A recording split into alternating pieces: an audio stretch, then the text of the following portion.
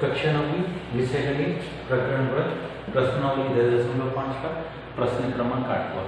यदि किसी समलंब की असमांतर भुजाएं बराबर है तो हमको सिद्ध करना है कि वह चक्रीय चतुर्भुज है।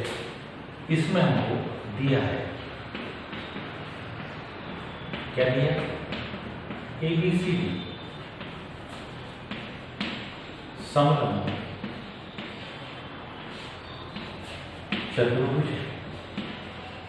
ABCD हमारे पास समलंब चतुर्भुज है। इसमें क्या दिया है कि AD भुजा की लंबाई और BC भुजा की लंबाई आपस में कैसी है? बराबर। दो असमांतर भुजाएं, एक AD और एक BC, तथा समांतर भुजा हम लिख रहे हैं। समांतर भुजा हमारे पास है AB समानांतर है किसके? DC।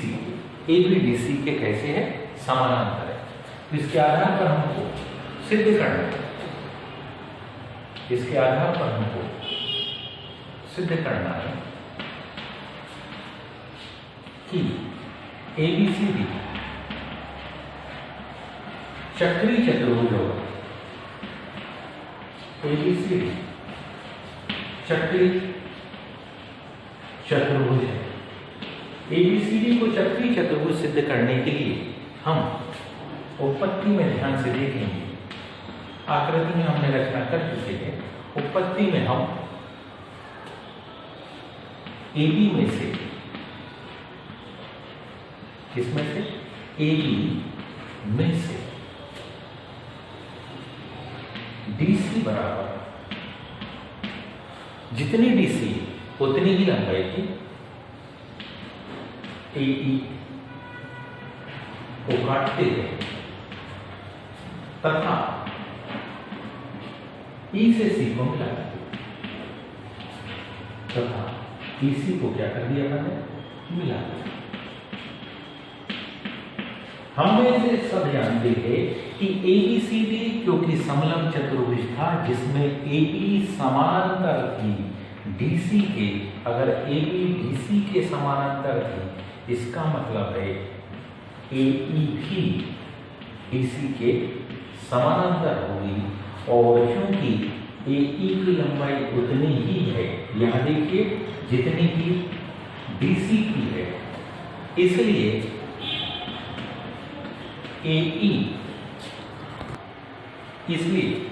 ABCD कौन सा? समानांतर चतुर्भुज है। और अगर ये समानांतर चतुर्भुज होगा तो निश्चित है AD की लंबाई, इसलिए कहे कि AD की लंबाई उतनी ही होगी जितनी की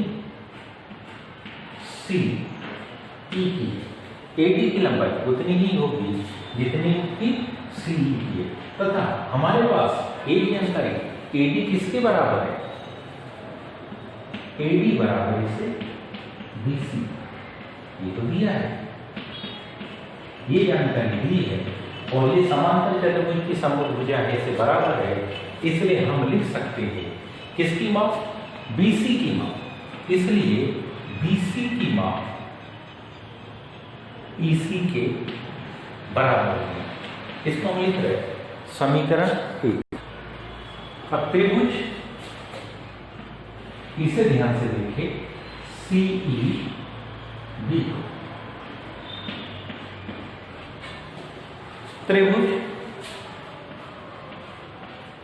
CEB में क्योंकि BC EC के बराबर है, BC भुजा की माप EC के बराबर है।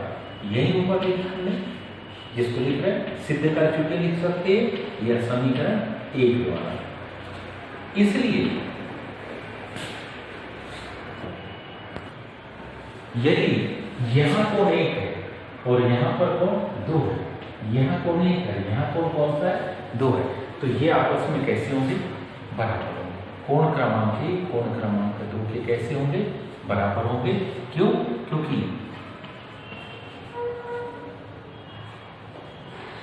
समान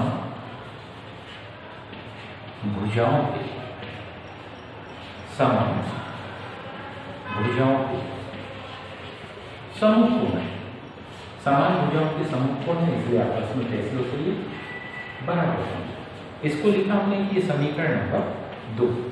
ध्यान से देखिए, यदि इधर कोण बन रहा हो 3,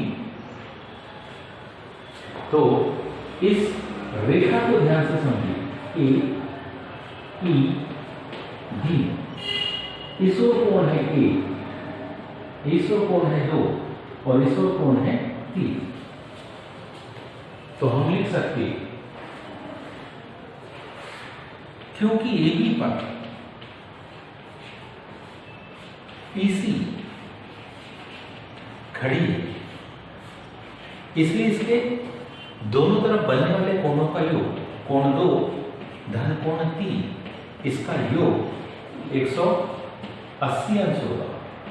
इसको हमने लिखा कौन से नियम से, रेखीय युग्म अभिगणित द्वारा। इसको हमने लिखा रेखीय युग्म अभिगणित के द्वारा। और पुनः ध्यान से देखिए, क्योंकि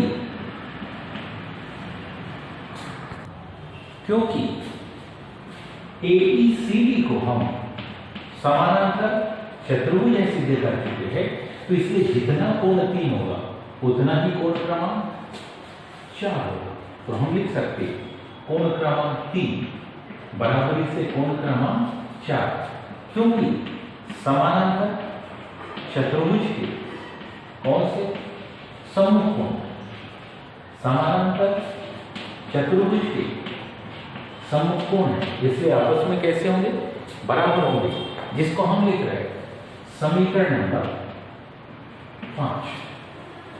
ध्यान दीजिए, 2 और 3 का योग 180 है, तो हम 3 के स्थान पर कोण 4 लिख सकते हैं और कोण 2 के स्थान पर कोण 1 लिख सकते हैं। तो इन तीनों समीकरणों को यदि मिलाए, समीकरण नंबर 2, 3 और इसको 4, ये चौथा है, वह समीकरण किसके द्वारा, 4 के द्वारा। बड़ी आसानी से हम कह सकते हैं कि कोण क्रमांक 1, ध्यान दीजिए, जहां 2 लिखा है वहां हम 1 लिख सकते हैं, जहां 3 लिखा है वहां हम 4 लिख सकते हैं। कोण क्रमांक 1, कोण क्रमांक 4 के योग कितना होगा, 180 अंश। और इसी प्रकार अगर हम इसको कोण 5 कहें और इसको हम कोण क्या कहें, 6 कहें, हम जानते हैं चतुर्भुज के चारों कोणों का योग 360 अंश होता है।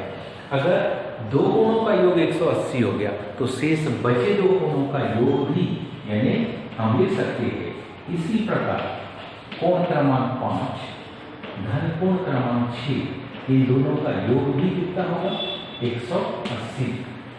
आमने सामने के कोणों का योग 180 अंश है, इसलिए यह सिद्ध हो जाता है कि ABCD कौन सा, चक्रीय चतुर्भुज है।